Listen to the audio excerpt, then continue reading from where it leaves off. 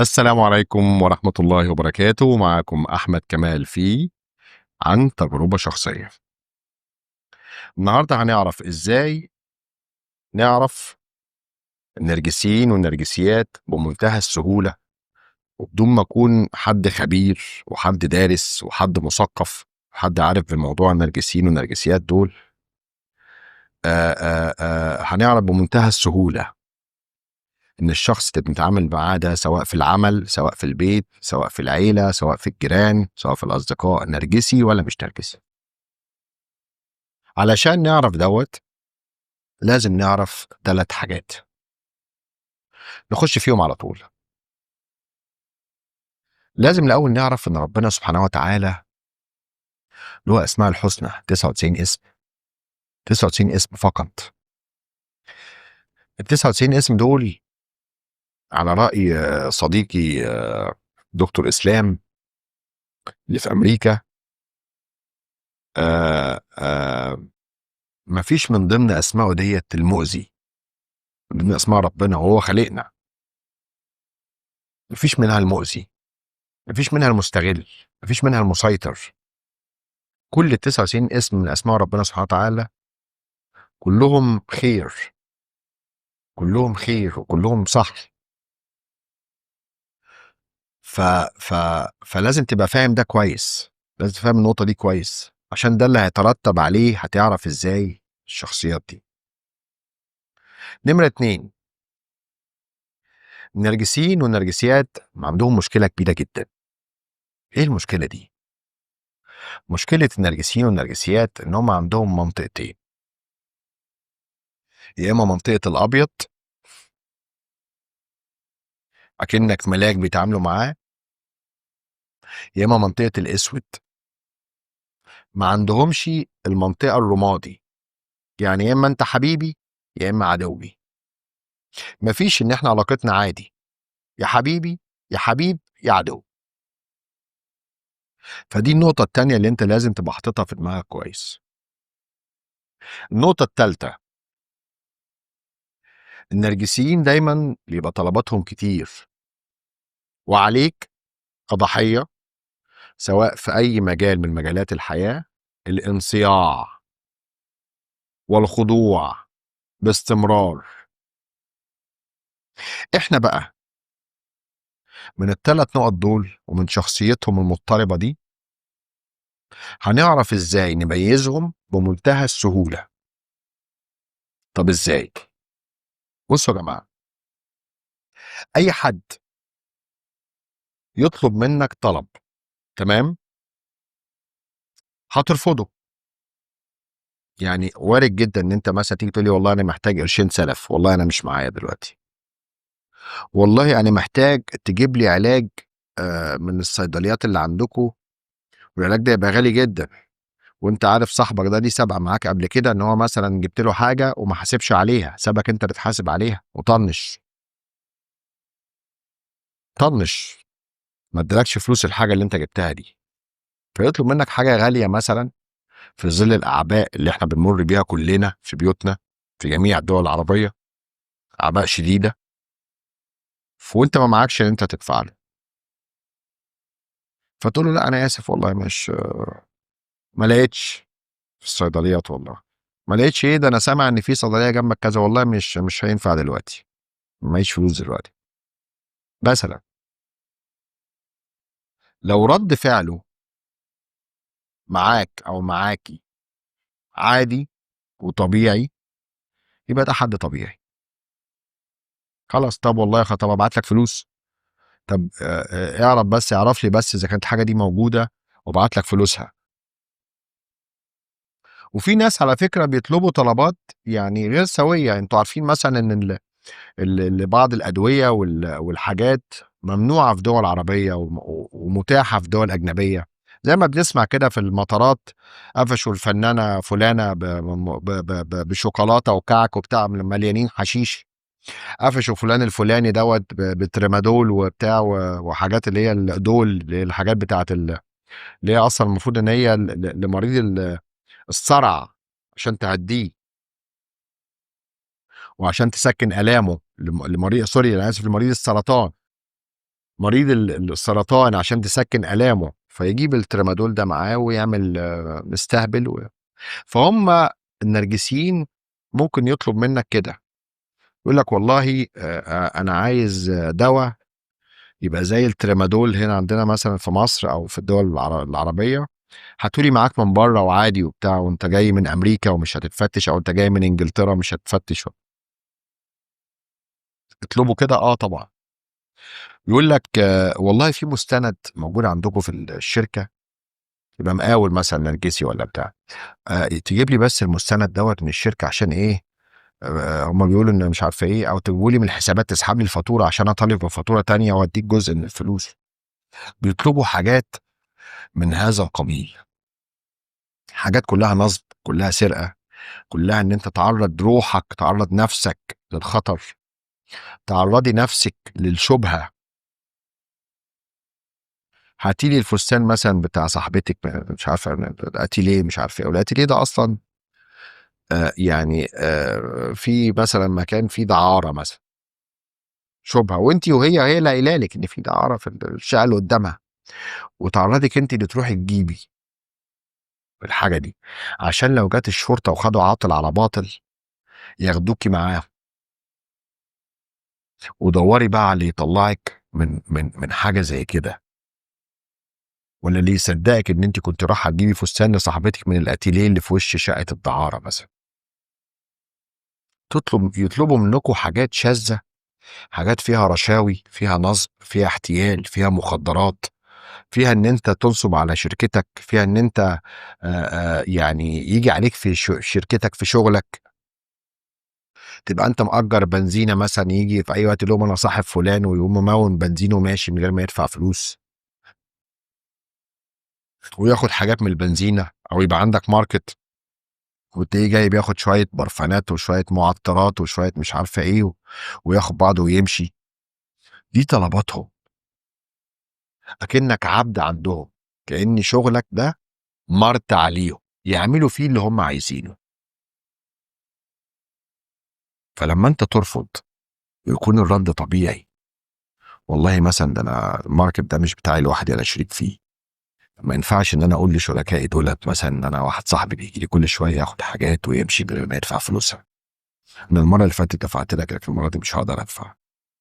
تلاقي رد طبيعي أنا آسف وبتاع أنا كنت كده هادفع بس معبد وأدي فلوس أهي وفلوسي القديمة كمان أهي، ده حد طبيعي، ده شخص طبيعي. لكن لكن الأسلوب ده يضمن إن هو شخص طبيعي في كل الأوقات؟ لأ، لو أنتِ بتتعاملي مع واحد مثلًا نرجسي في مرحلة قذف الحب ورفضتِ له طلب، فده قذف حب، فهو هيتماشى مع دماغِك، ده بيدرسِك، هيقول لِك طبعًا يا حبيبتي طبعًا مش عارفة إيه، لأ طبعًا أنا ما عرضتكيش إن أنا أبوسِك في السلم الخلفي بتاع المول والكلام ده، لأ طبعًا أنتِ خطيبتي وحبيبتي مرحلة قذف الحب، لكن في المواقف التانية لأ، اعتمد، يبقى ده إنسان طبيعي. طيب طب لو رد فعله بقى قلة أدب وسفالة وأذى بالكلام ومُعايرة، وأنت نسيت ياض لمّا كنت بتيجي تاخد هدومك أدّيك تستلف منّي الجاكيتة الجلد، وأنتِ نسيتِ لمّا أخدتِ منّي البلوزة الفوشيا، وأنتِ مش عارفة إيه، مُعايرة أو تشكيك فيك، ما أصل أنت عمرك ما يُعتمد عليك، أنت عمرك ما كنت راجل، أنتِ عمرِك ما وقفتِ في ضهري، بُصّوا الكلام عامل إزاي، صمت عقابي، أي أسلوب من أساليب الإخضاع، صمت عقابي، غضب نرجسي، أي أسلوب من أساليب الإخضاع، إسقاط، projection اللي فيها تجيبه فيك، ما أنتِ بتاعة ستات، ما أنت أصلي ما مش مش يعني مش واخد على البنات النضيفة، تجيب اللي فيها فيك، تسقط عليك، ده أنا لو كنت قُلت لجوز أختي كده كان عمل لي ده فورًا، تعمل لك تثليث strangulation. أي أسلوب من أساليب الإخضاع النرجسي لو كان هو ده رد الفعل إساءة ما عشان نبسطها على الناس تقول لك اساليب الاغضاء ايه والكلام. اساليب الاغضاء كتير: صمت عقابي، غضب نرجسي، تسليس، اسقاط، تشكيك، جاز لايتنج. اي اساءة لو كان رد فعله على عدم قبولكم الانصياع لأوامره وطلباته الغير مشروعة، أقسم بالعشرة إن ده نرجسي. سهلة كده، سهلة. يبقى أي طلبات ليهم فيها استغلال، استنزاف، سيطرة، أساليب إخضاع اللي إحنا قلناها، يبقى أنت مع شخص سام، مع شخص نرجسي. وأنصحك بالتخلص منهم في أقرب مقلب زبالة، لأن الشخصيات دي عمرها ما هتديك. افتكر بقى للشخص اللي بيعمل معاك الأذى ده، لو أنت رفضت له طلب، افتكر له موقف واحد هو عمله معاك، إلا في مرحلة قذف الحب طبعا. الكرم بقى والبذخ و... والفضفضة و... والاهتمام، وكلت يا بيبي ولو ما كلتش وبتاع، وما كلتش ليه وبتاع، واجيب لك الاكل واجي لك لا، بكلمك على ناس هيطلبوا منك طلبات، سواء زوج او زوجة بعد مرحلة قذف الحب، او اي شخص حواليك بقى، اب وام، اخ، اخت، ابن، ابنة، صديق، صديقة، زميل في العمل، زميلة في العمل، جار، جارة، ويطلبوا منكم طلب غير مشروع، يجي عليك في شغلك، يجي عليك في سفرك، يجي عليك في مكانك ومكانتك، ما يهمهوش منظرك. ايه يعني ما تجيب لي ادويه من المخدره من اوروبا وانت جاي وتتحبس؟ ايه المشكله يعني؟ ايه المشكله؟ ايه المشكله؟ على راي حاتم رشيد، الرجاله ما بتخلفش يا عبده. ايه المشكله؟ ليه يعني ما تتسجن عشانه؟ يا اخي ده صاحبك، ده جوزك، ايه المشكله ما يتسجن عشانك؟ عشان طلب غير مشروع. اوعى تفكر ان انت تيجي على نفسك وتأذي نفسك في شغلك، اوعى تلعب بشغلك.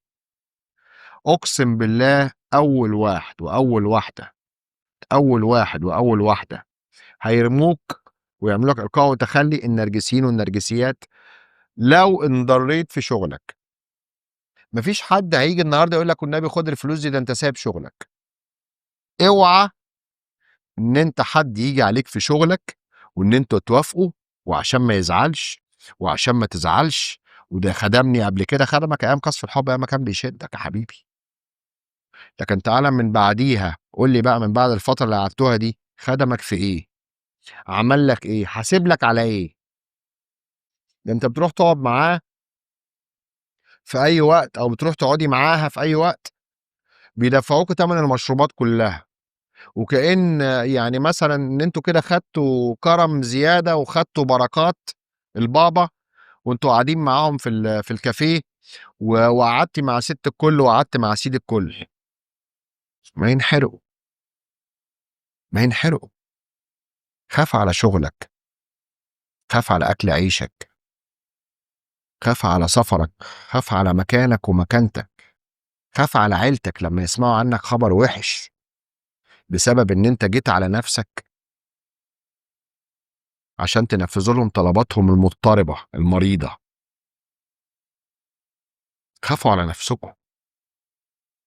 اوعوا تسمحوا لحد يطلب منكم طلبات غير مشروعة او حاجة تيجي بيها على نفسكم وتسمحوا لهم. واي حد يأذيك قولا او فعلا او معايرة او صمت عقابي، يعمل مقموص اللي احنا بنسميه القمص، لمجرد انك رفضت طلب،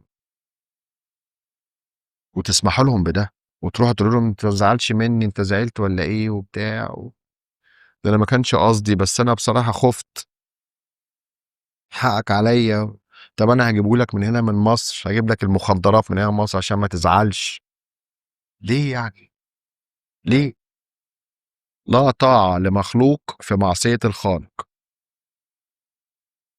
لو هو معاكِ عايز إن هو في العلاقة الحميمة إن هو يعمل حاجة غلط، يعمل لِك حاجة محرمة،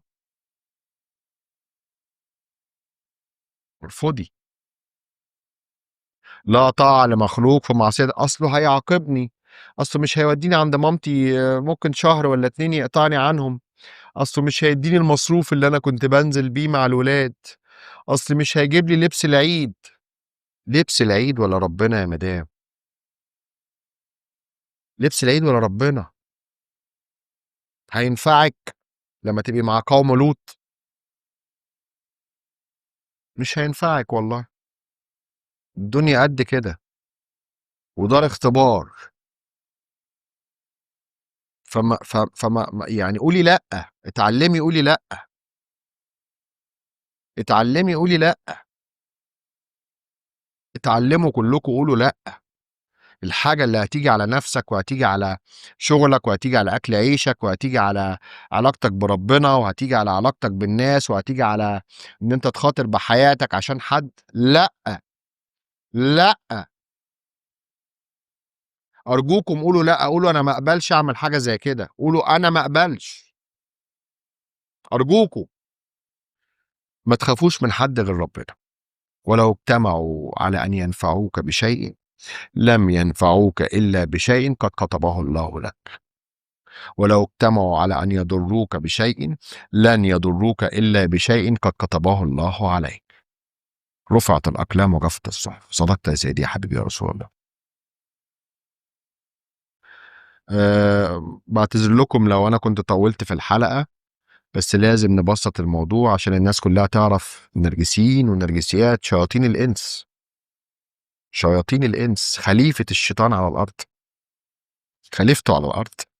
لازم كلنا نعرف، المتعلمين، دكاترة، مهندسين، البسطاء، كل الناس تعرف إزاي نعرفهم، كل الناس تعرف إزاي نعرفهم.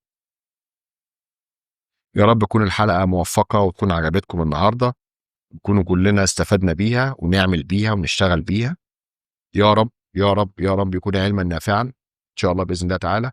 لو الحلقة عجبتكم اعملوا سبسكرايب واشتركوا في القناة وفعلوا الجرس وشيروا يا جماعة عشان تنشروا. النرجسيين بقوا مفضوحين، الناس كلها بقوا عارفين عنهم، فلازم انتوا كمان يبقى ليكم دور، دور مجتمعي، دور تقول دورك ده قدام ربنا، ربنا يبقى شايفه ان انت نيتك خير للناس والبشرية والمجتمع.